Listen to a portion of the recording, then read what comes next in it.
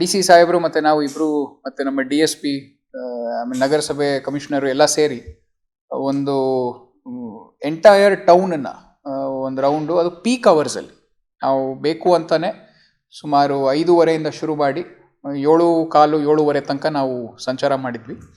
ಅದರಲ್ಲಿ ಪ್ರಮುಖವಾಗಿ ನಮಗೆ ಎಲ್ಲಿ ಈ ಎಂಜಿನಿಯರಿಂಗ್ ಚೇಂಜಸ್ ಬೇಕಿದೆ, ಮತ್ತು ಎಲ್ಲಿ ಒಂದು ಸರ್ಕಲ್ ಫಾರ್ಮೇಷನ್ ಬೇಕಿದೆ, ಮತ್ತು ಎಲ್ಲಿ ಈ ಸಿಗ್ನಲ್ ಅಳವಡಿಕೆ ಆಗಿರ್ಬೋದು ಅಥವಾ ಅದರ ರಿಪೇರ್ ಆಗಿರ್ಬೋದು ಅಥವಾ ಪೆಡಿಸ್ಟ್ರಿಯನ್ ಕ್ರಾಸಿಂಗ್ ಆಗಿರ್ಬೋದು, ಇದ್ರ ಬಗ್ಗೆ ನಾವು ಸ್ವಲ್ಪ ಸಮಾಲೋಚನೆಯನ್ನು ನಡೆಸಿದ್ವಿ. ಅಲ್ಲಿ ಖುದ್ದಾಗಿ ನಾವೆಲ್ಲರೂ ಹೋಗಿ ಡಿ ಸಿ ಸಾಹೇಬರು ಅವರು ಹಲವಾರು ಇನ್ಸ್ಟ್ರಕ್ಷನ್ಸನ್ನು ಕೊಟ್ಟಿದ್ದಾರೆ ಕಮಿಷನರ್ ಅವ್ರಿಗೆ.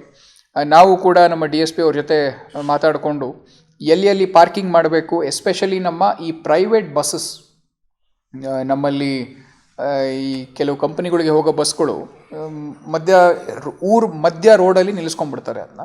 ಸೊ ಅದನ್ನು ನಾವು we have plan to identify specific spaces ಎಲ್ಲಿ ಅವ್ರಿಗೆ ಪಾರ್ಕಿಂಗ್ ಮಾಡ್ಬೋದು ಅಂಥ ಜಾಗಗಳನ್ನ ಐಡೆಂಟಿಫೈ ಮಾಡಿದ್ದೀವಿ.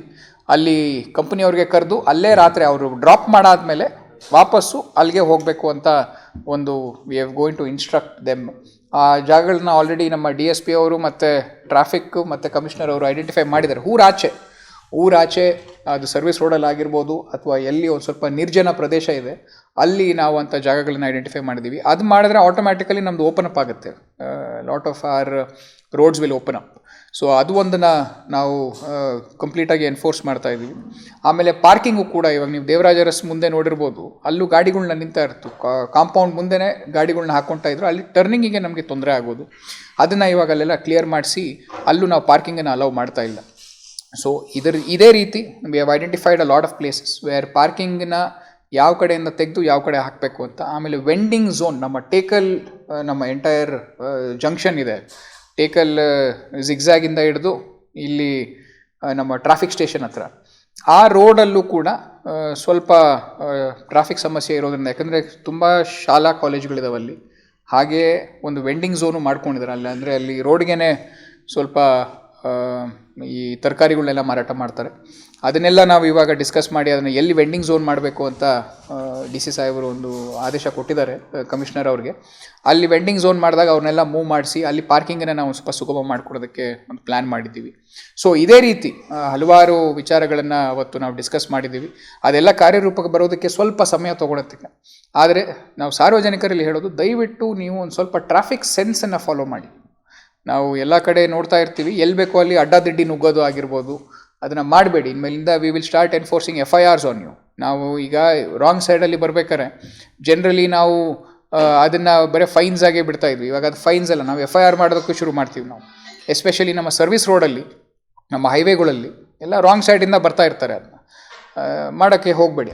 ಆಮೇಲೆ ನಮ್ಮಲ್ಲಿ ಮೀಡಿಯನ್ಸನ್ನೆಲ್ಲ ಓಪನ್ ಮಾಡ್ಕೊಂಡಿದ್ರು ಸಿಟಿ ಒಳಗೆ, ಅಲ್ಲೂ ಕೂಡ ನಾವು ಇವಾಗ ಕ್ಲೋಸ್ ಮಾಡೋದಕ್ಕೆ ಒಂದು 2-3 ಕಡೆ ವಿ ಹ್ಯಾವ್ ಆಲ್ರೆಡಿ ಪ್ಲ್ಯಾನ್ಡ್. ಅಮ್ಮವಾರಪೇಟೆ ಆದಮೇಲೆ ನೀವು ಅಲ್ಲಿ ಒಂದು ಲೆಫ್ಟ್ KSRTC ಬಸ್ ಸ್ಟ್ಯಾಂಡ್ ತೊಗೋಬೇಕಾದ್ರೆ ಅಲ್ಲಿ ಒಂದು ಓಪನಿಂಗ್ ಇದೆ, ಅದನ್ನು ಕ್ಲೋಸ್ ಮಾಡಿಸ್ತಾ ಇದ್ದೀವಿ.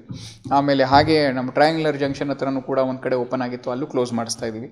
ಆಮೇಲೆ ಎಲ್ಲಿ ಇವಾಗ ಅಮ್ಮವಾರಪೇಟೆ ಸಿಗ್ನಲ್ನ ಹಲವಾರು ಜನ ಅದು ಫೀಸಿಬಲ್ ಇಲ್ಲ ಅಂತ ಒಂದು ಮಾತನ್ನು ಆಡಿದ್ದಾರೆ ಸಾರ್ವಜನಿಕರು. ಅದಕ್ಕೆ ಅದನ್ನು ಒಂದು ಸ್ವಲ್ಪ ನಾವು ಒಂದು ಸ್ಟಡಿ ಮಾಡಿಬಿಟ್ಟು ಅದನ್ನು ಏನಾದರೂ ನಾವು ಶ್ರೀನಿವಾಸಪುರ ಜಂಕ್ಷನ್ಗೆ ಶಿಫ್ಟ್ ಮಾಡ್ಬೋದಾ ಅಂತ ಆ ಒಂದು ಸ್ಟಡಿ ಕೂಡ ನಡೀತಾ ಇದೆ.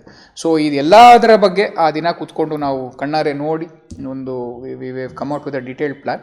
ಸೊ ಆದಷ್ಟು ಬೇಗ ನಿಮಗೆ ಅದ್ರ ಬಗ್ಗೆ ಒಂದು ಸುಧಾರಣೆಯನ್ನು ಕಾಣ್ತೀರಾ. ಸಾರ್ವಜನಿಕರು ದಯವಿಟ್ಟು ನೀವು ಗಾಡಿ ಓಡಿಸ್ಬೇಕಾದ್ರೆ ಸ್ವಲ್ಪ ನಿಮ್ಮ ಟ್ರಾಫಿಕ್ ಸೆನ್ಸ್, ನೀವು ಆ ಲೈಸೆನ್ಸ್ ತೊಗೊಳಕ್ಕೆ ಹೋಗ್ಬೇಕಾದ್ರೆ ನಿಮಗೆ ಕೆಲವು ಟೆಸ್ಟನ್ನು ಮಾಡಿಸಿರ್ತಾರೆ.